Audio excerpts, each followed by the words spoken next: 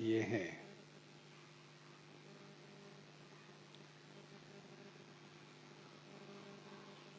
यह 7 मंत्र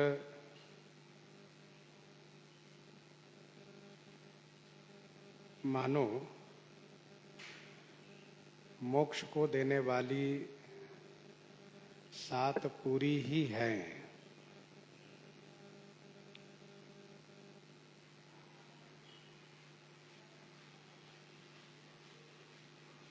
जिस प्रकार से मोक्षदायिनी पुरी में निवास करने से मुक्ति मिलती है, उसी प्रकार से 7 कांडों को पठन, श्रवण, मनन, निधिध्यासन करने से मुक्ति की प्राप्ति होती है।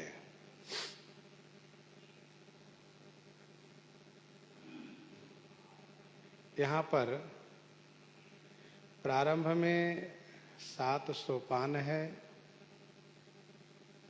और अंत में भी यहाँ पर प्रारंभ में 7 मंत्र है, 7 श्लोक है। वैसे ही अंत में भी 7 श्लोक ही है। उत्तरकांड के प्रारंभ में 3 श्लोक है, मध्य में 2 है और अंत में 2 है। 7 श्लोक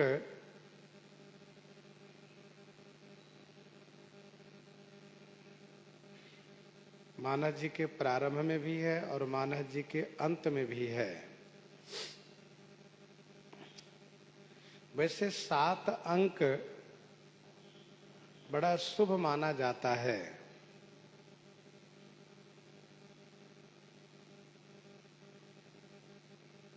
सात दिन है, 7 ऋषि है, सप्त धातु है, 7 ही स्वर है, 7 ही स्वर है तथा सप्तावरण है, 7 सागर है, 7 द्वीप है। इस प्रकार से 7 ही 7 बड़े शुभ माने जाते हैं।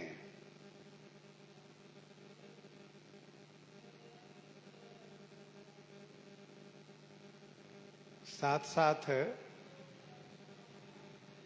श्रीमद् रामचरितमानस जी में 5 है। श्लोक है, श्रोठा है, चौपाई है, दोहा है और छंद है।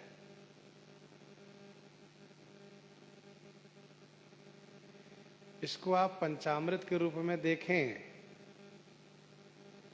अथवा पंचगव्य के रूप में देखें।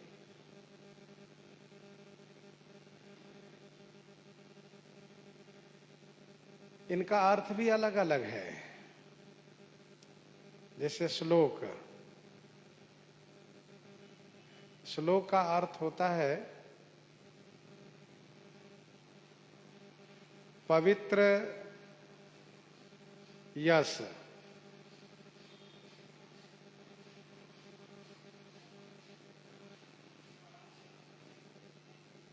पुण्य श्लोक तात तर तोरे, तीन निकाल त्रिभुवन मत मोरे, पुण्य श्लोक तात तर तोरे। तो पुण्य श्लोक माने पवित्र जस। तो इस श्रीमद् रामचरितमानस जी में पवित्र जस श्री राम जी का है।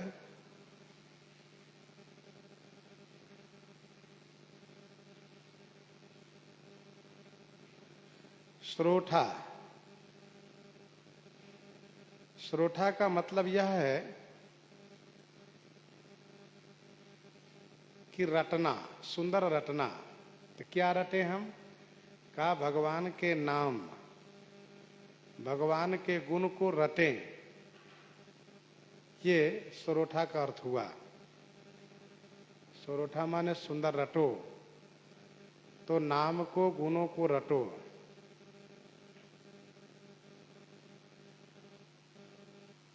दोहा, दोहा का अर्थ होता है दोनों हाथ जोड़ लें।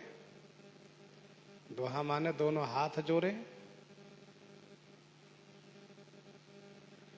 और दोनों हाथ जोड़ने से भगवान बड़े प्रसन्न होते हैं। भलो मानी है रघुनाथ जोरी, जो हाथ माथो नाई है।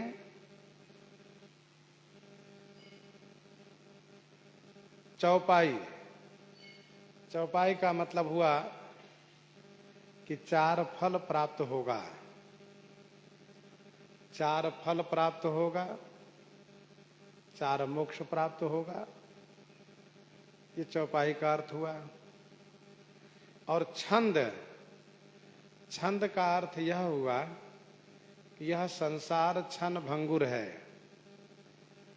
यह संसार क्षण भंगुर है।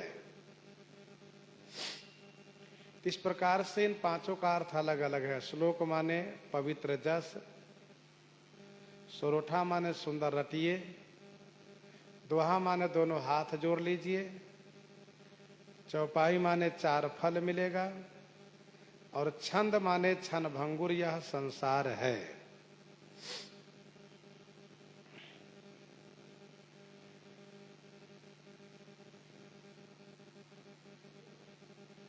श्रीमद् रामचरितमानस जी में बहुत भाषाओं का प्रयोग है। वैसे प्रसिद्धि तो यह है कि अवधी भाषा में मानस जी की रचना की गई है।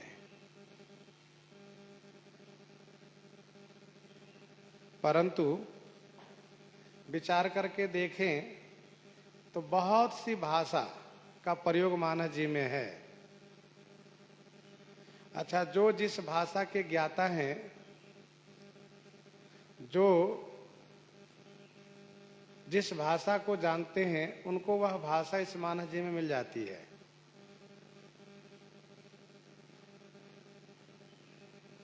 एक श्लोक है, संस्कृतम प्राकृतम चैव,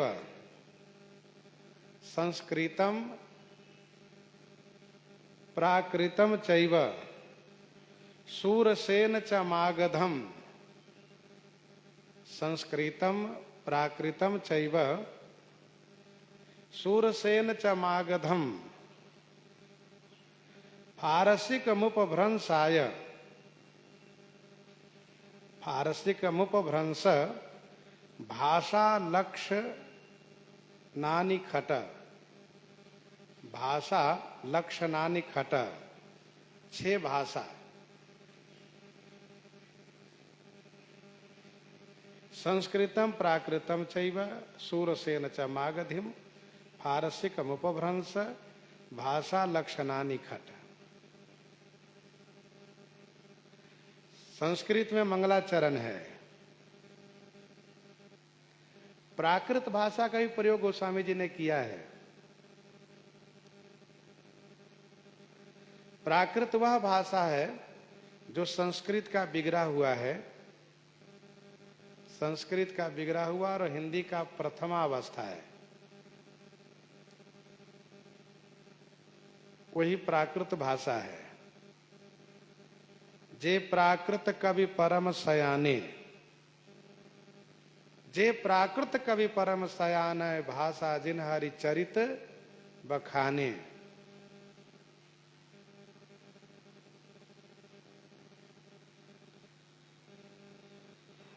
भगवान शिव की स्तुति जो उत्तरकांड में है वह प्राकृत भाषा में है। नमामि शमीशान निर्वाण रूपम, विभुम व्यापकम ब्रह्म वेद स्वरूपम।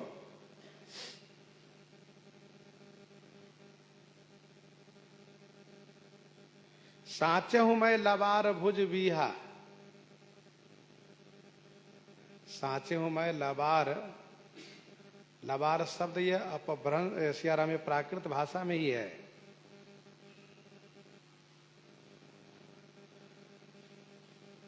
सूरसेन, सूरसेन की भाषा, जैसे कि ये दो दशरथ कई ढोटा, ये दो दशरथ कई ढोटा, यह सूरसेन की भाषा में है।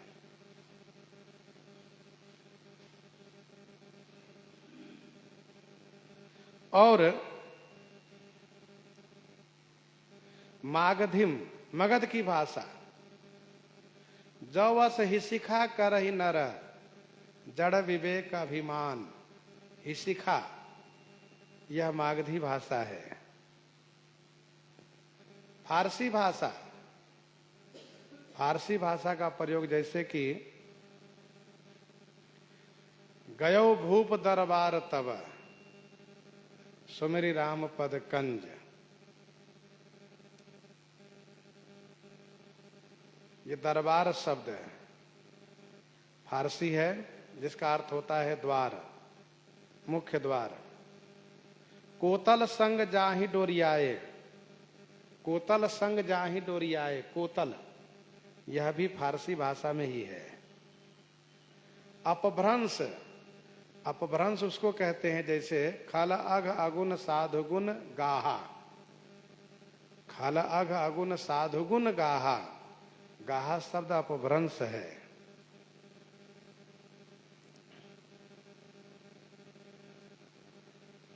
भरत बंदी गृह से यही लखन राम के नेब, नेब ये मिथिला की भाषा में है। धुआं देखी खरदूषण केरा, धुआं देखी, ये बुंदेलखंड की भाषा में है।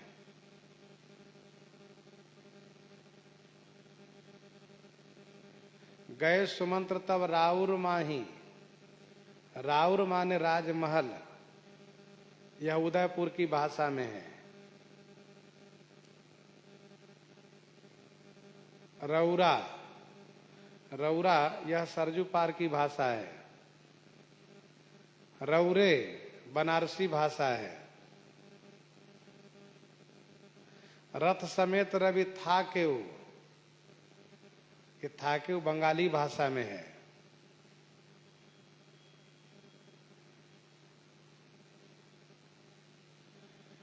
और हरसि चले मुनि वृंद सहाया, बेग विदेह नगर नियर आया, इंग्लिश भाषा में है। तो वैसे शोधकर्ताओं ने बहुत कुछ खोज किया है, अपने अपने क्षेत्र की भाषा को देखा है मानस जी में। वैसे गोस्वामी श्री तुलसीदास जी महाराज सभी जगह यात्रा की है, सभी तीर्थों में, सभी क्षेत्रों में, इसीलिए उन्होंने खूब अनुभव किया है, उन्होंने खूब अनुभव किया है।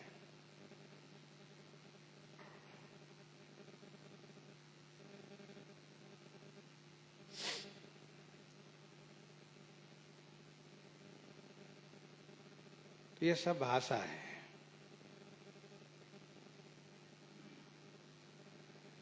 अब गोस्वामी जी महाराज हिंदी भाषा में मंगलाचरण कर रहे हैं। जो सुमिरत सिद्धि होई, गणनायक करिबर बदन, करऊं अनुग्रह सोई, बुद्धि राशि शुभ गुण सदन, बुद्धि राशि शुभ गुण सदन।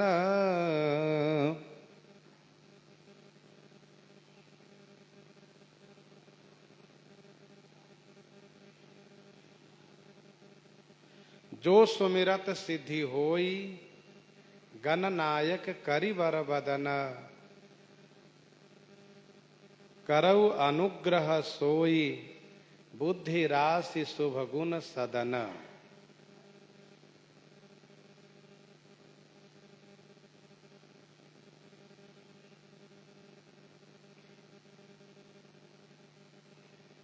जो सुमिरत, जिनको सुमिरन करने से सिद्धि की प्राप्ति होती है।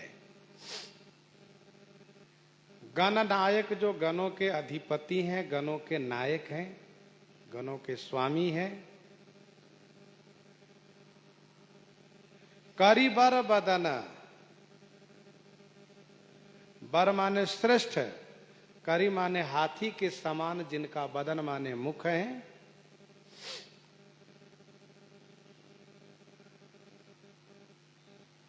बुद्धि के राशि हैं, बुद्धि के राशि माने बुद्धि के ढेर हैं, बुद्धि के केंद्र हैं।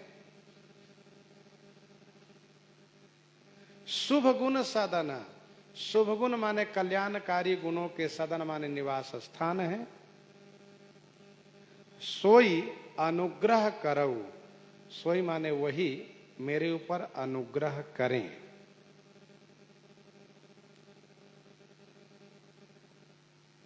वैसे कुछ टीकाकारों ने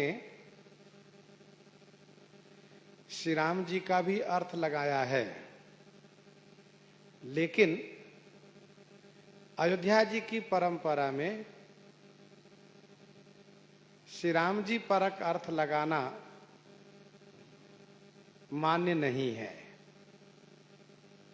वैसे शब्दों के अनेक अर्थ होते हैं। विद्वानों का यह स्वभाव होता है कि एक नया अर्थ हो, अच्छी बात है, लेकिन अर्थ प्रसंगोचित ही होना चाहिए, प्रसंगोचित हो।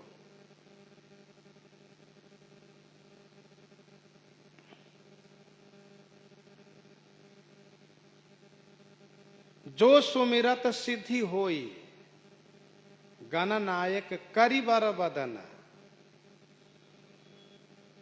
करिबर बदन, करी माने हाथी के समान श्रेष्ठ मुख वाले श्री गणेश जी ही हैं।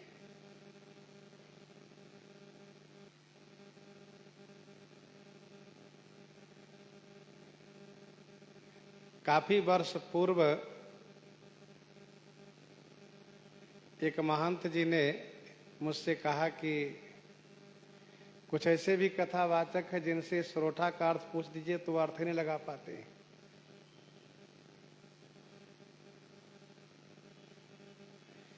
क्योंकि उन्होंने बड़े वक्ता के सुन करके प्रवचन तो करने का प्रयास किया, लेकिन प्रवचन में शब्दों के अर्थ पर उतना ध्यान तो दिया नहीं जाता है। कहीं कहीं भले ध्यान दिया जाता है।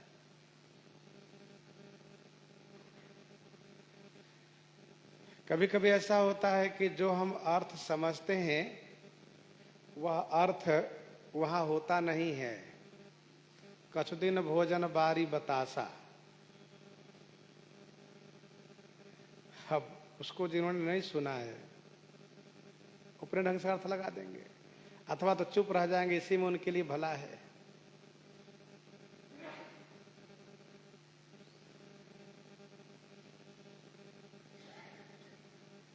तो जो सुमिरत सिद्धि होई, गण नायक करिबर बदन, करऊं अनुग्रह सोई, बुद्धि राशि शुभ गुण सदन, बुद्धि राशि शुभ गुण सदन।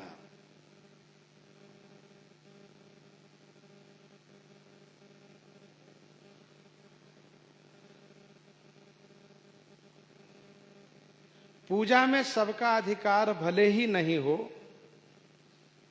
लेकिन स्मरण करने में सबका अधिकार होता है। पूजा यह एक कर्म कांड है, उसमें अधिकार भले ही सबको न प्राप्त हो, लेकिन सुमिरन करना यह भक्ति है, और भक्ति में सबका अधिकार होता है।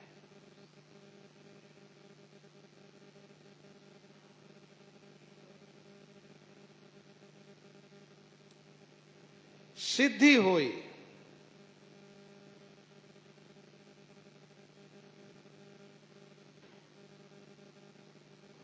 अर्थात